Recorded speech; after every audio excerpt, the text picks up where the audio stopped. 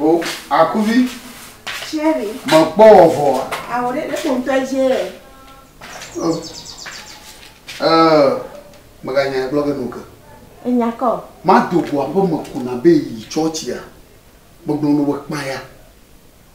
Amakwa. Emako. Na ma dogo kekri ko na bo ye ko church ko jira ma ba kwa. Ko shira gbenye klo ni church. Enyo. Amakwa. Emako. Ma po bol kwa ni vi bo fi amava. Ça. Yinava. Potomichi woro via ko je gomo. Ne mo ikaba de dio ho te ba. Nkwera. Mada gadere konji. Kaka pour garder quoi.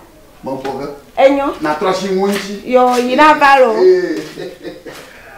Na okabalo. Yo.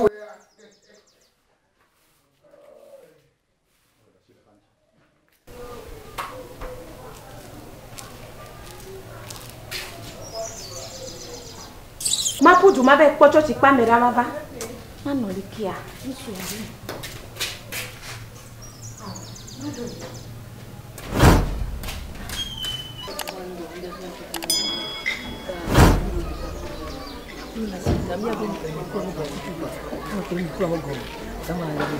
Segoma. Ne le me ma mo lo nya ugbo a.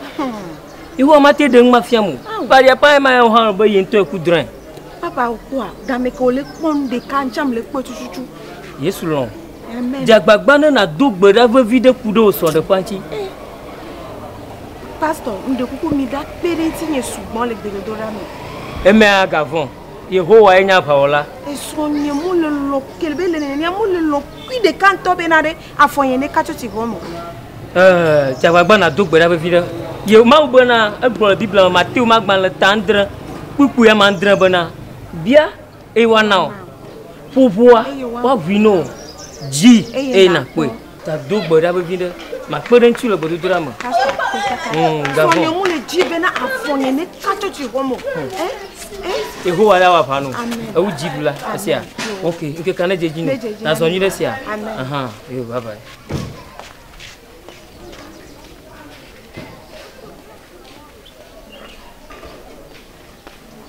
Akuvi va. Pikachu. Oh, Akuvi. Quand il y a un benou à fi de bois pour me, il me défie de coco. Le gars vous dites moi.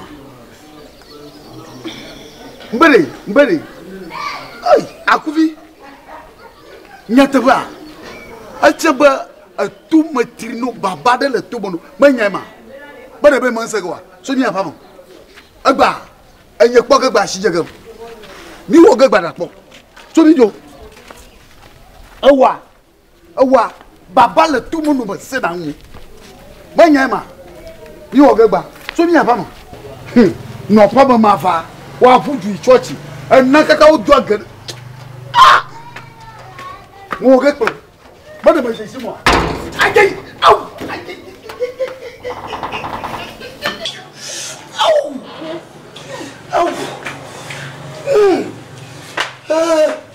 Wow! Non mais n'a pas passé. Ah!